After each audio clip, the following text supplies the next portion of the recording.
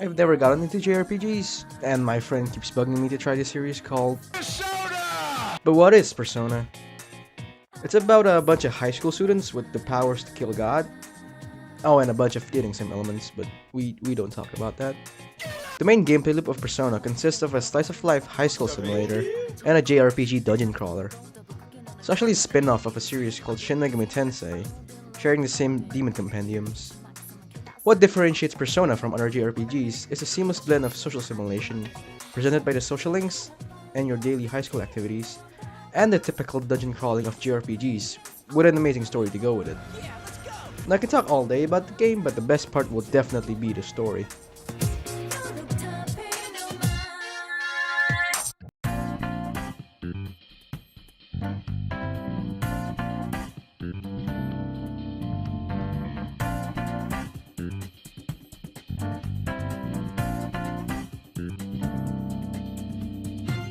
Persona 5 is a game about a group of high school students with powers rebelling against the higher-ups in society with their ability to steal one's hearts. You start this game with a grand heist that seemed to gone south, as you, the protagonist, which I named John Persona, has been captured and interrogated by a familiar lady prosecutor. It's from this that you realize that you're not experiencing the story firsthand, but you're retracing back the memories that led you here to this interrogation room, when you came to Tokyo as a newly transferred student. It seems you were transferred to Tokyo on probation due to being gay. Wait, no. Oh. Due to defending a woman in the street. So you try your best to live normal student life, but John Persona stupidly trusts Mark Zuckerberg to his Facebook account. Mark, give me the Zuck. As you go on about your first day of school, you encounter a suspicious teacher, New face filters on Instagram today. and you befriend a fellow student named Ryuji. You for real? You're from Shujin, right? As you are about to reach school, your meta headset turned on and seemingly transforms the school into a castle. As you and Ryuji venture in, you guys are captured by Kamoshida, the ruler of this palace and the teacher you saw earlier. No, on that. I am not a lizard. Being cornered with no avail to escape, the protagonist experiences the same thing as he did before. And as a result of that, he rebels and awakens to his persona, Arsene.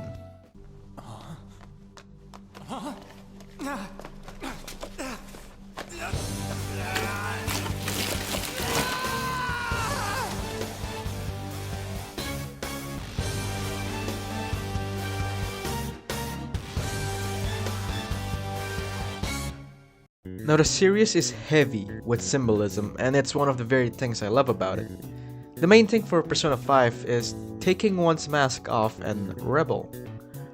The way the Phantom Thieves tear their mask off, essentially revealing their true hearts, that they have nothing more to hide and they want to fight back, reflecting their personas as their spirit of rebellion.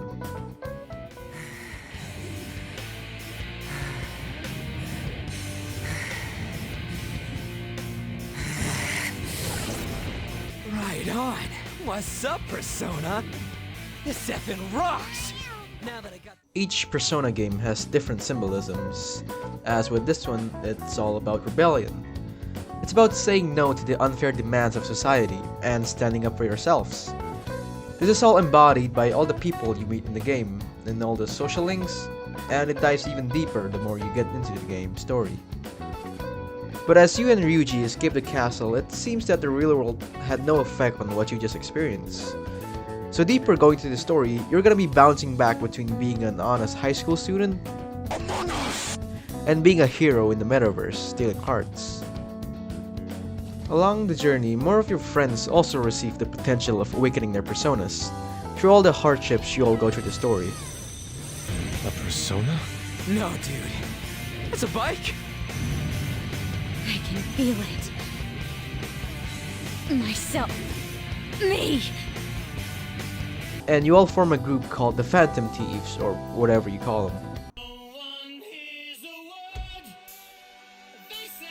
As the Phantom Thieves are vigilantes fighting for justice, it's still just a bunch of high school students who are still trying to live life as it is. So there is a bunch of funny moments here and there. Oh, I think I cracked my ass. On, are you alright? Is yours cracked as well? Of course not! Isn't it supposed to be, though? One thing that the series handles well are the friendships you have with your friends. The game has a thing called social links that are basically hangouts with a rank system. Every rank in a social link bonds you closer to the one you're hanging out with. And the side you see in their social links really helps with the world building and the character building of the character you hang out with.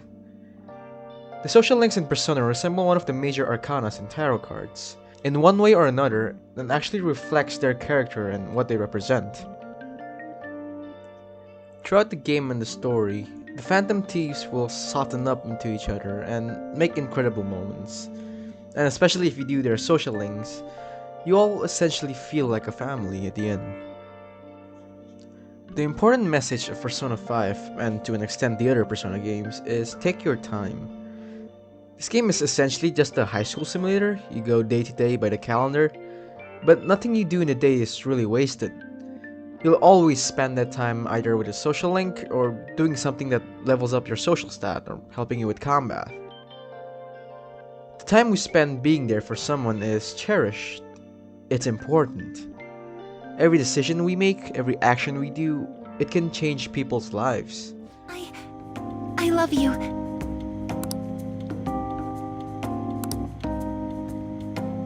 But most of all, it's all about rebelling and standing up for ourselves.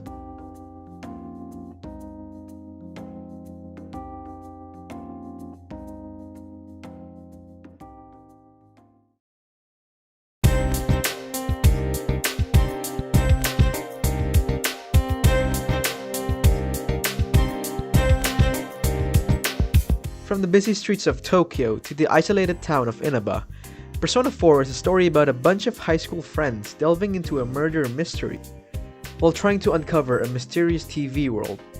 You can see the shift in tone from 5 to 4 as 5 is more open and crowded, whilst 4 is more enclosed and smaller in scale. Persona 4 is my personal favorite out of the series. The great cast, the fun moments, the great performances. Let's go, lesbians! Let's go! Tokyo feels like a wonder to explore, but Inaba feels like home. While I thought the friendships in Persona 5 were good, Persona 4 has got to be the best friendship out of any media I've consumed. You play as John Persona 4, transferred to a high school in the outskirts of a town called Inaba. And the first day a girl tells you to sit next to her? That's how you know he's the Chad. A local rumor has been going around the town, something called the Midnight Channel. Apparently a vision of your soulmate can appear at midnight on a rainy day. As you and your friends try this rumor, you realize that there's a TV world connected to the mysterious murders going around the town. The Midnight Channel serves as the metaverse in the sense. That's the world you venture in after school, to know where the murders lead you to. Palaces from Persona 5 are called dungeons in Persona 4. Though a major difference in the dungeons compared to P5 are they are not related to the villains themselves, but each dungeon correlates to your party members. The layout of each dungeon are set party members' repressed feelings, as you're going to their dungeons to rescue them. Which ties in with the message of the game. It's not about rebelling this time, it's about accepting your true selves. The whole investigation team faces their shadow self, a part of their subconscious that they disclosed and reject. And by truly accepting their other self, by accepting the truth of who and what they are, that's how they acquire their personas, their true other self. This is an incredibly important message, especially in the era we're living in. But not only is it more interesting in a sense, that whoever the dungeon we're crawling through are the repressed feelings of who we're rescuing, it also gives us more character building for our party members, as this is basically their mind space we're going through. Oh yeah, this is also the game where I actually interacted with the combat, because, well, in P5 there's, yeah. And I gotta say, it's actually pretty fun. Spicing up personas, finding weaknesses, doing all-out attacks, and of course, playing Balatro.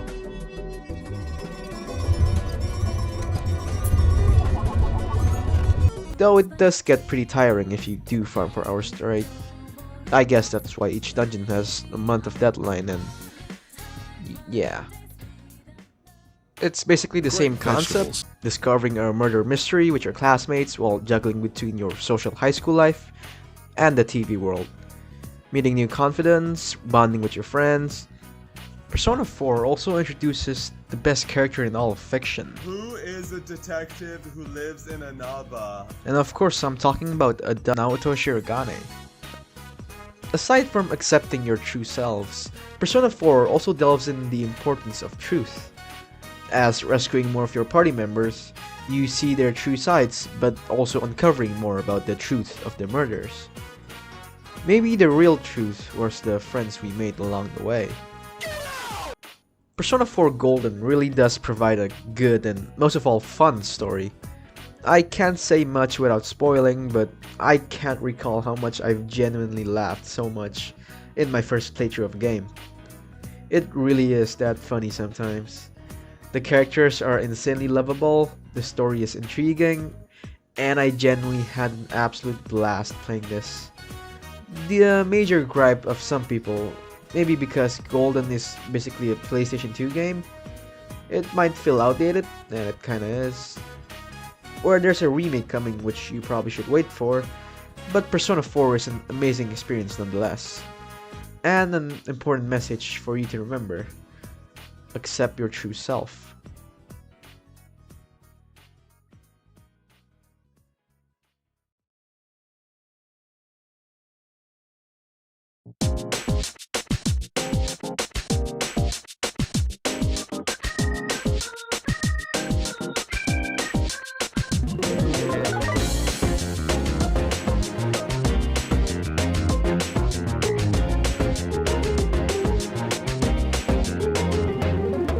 Persona 3 Reload is the remake of Persona 3, and it's the only version of P3 that I've played.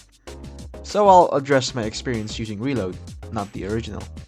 You play as John Persona 3, transferring to a school at Tatsumi Port Island, apparently arriving late at night, where everything is not what it seems. Persona 3 explores the Dark Hour, a state where there's a hidden time between the day. It seems only people with potential can experience the Dark Hour, or more so, only people with personas. As we enroll in the dorm, it seems the dorm was attacked by a shadow. We have to get out of here now! As you try to escape, you're attacked by one.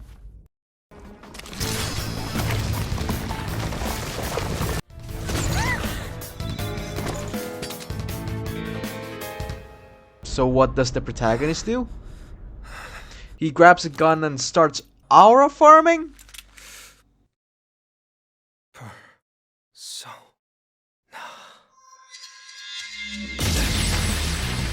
He's aura farming. Oh my fucking god. Yep, the way you summon your persona is by shooting yourself in the head. It looks like he may commit suicide. Suicide is badass. No. With that aside, this aligns the game with its theme of embracing inevitability, or more so, embracing death. To summon one's persona, one must embrace and accept death, hence the evoker symbolizing a gun. It's to provoke one's mentality of accepting mortality and face death head on.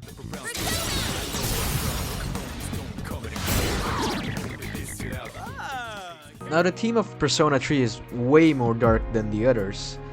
That with the often color of blue, the reminder and occurrence of death. Like seriously, there's a lot of death in this game. And it's a much more depressing game in that regard. Instead of a group of vigilantes or an investigation team, you're an actual somewhat full-fledged military-esque group now with Cease, with your fellow students who share the same potential as you in the dorm, climbing a tower called Tartarus at the Dark Hour.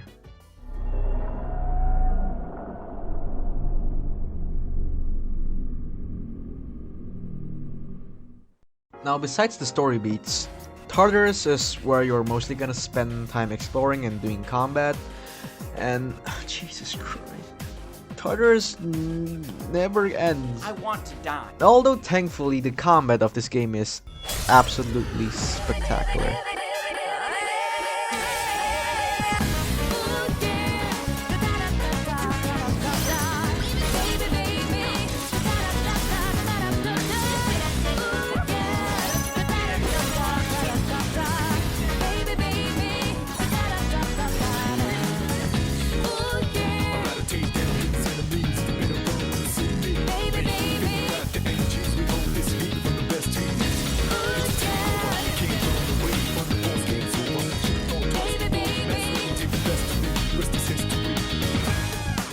This is the most stylish, satisfying turn-based gameplay you can possibly find. One thing the series never fails on is style, which this game is baiting on.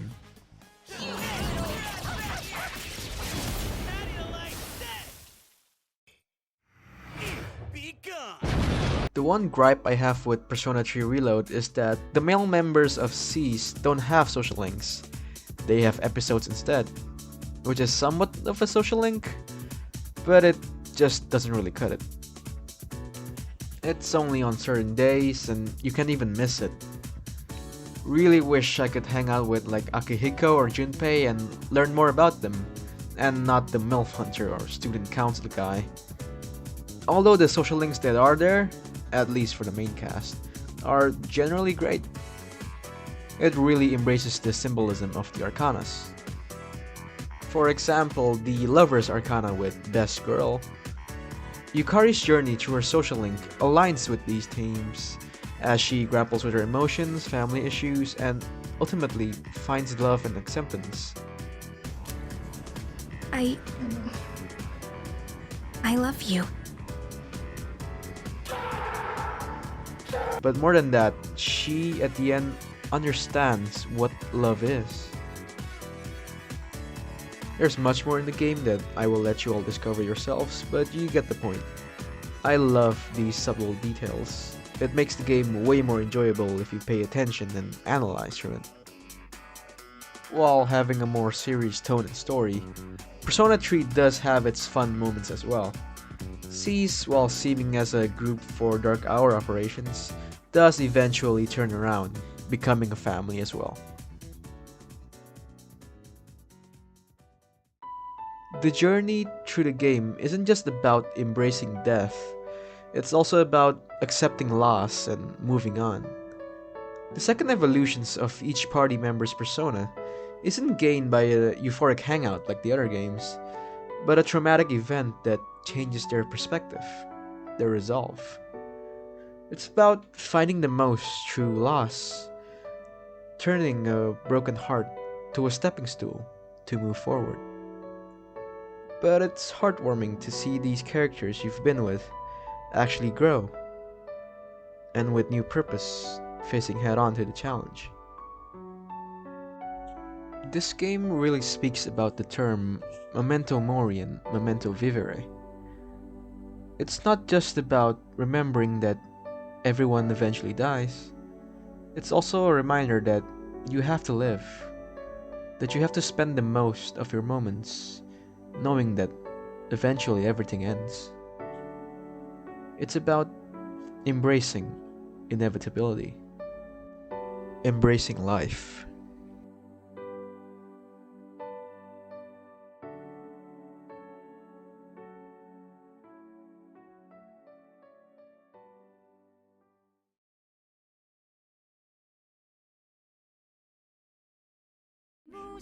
Also, can we talk about how good the music are in these games?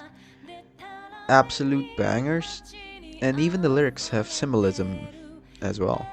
This game really had way more of an impact since I was burnt out on other games and I never really had a good social life nor a high school life, so. But it was a fun escape. All the games really resided with me. The friendships I made, the journey I went with these characters, I genuinely feel connected with them.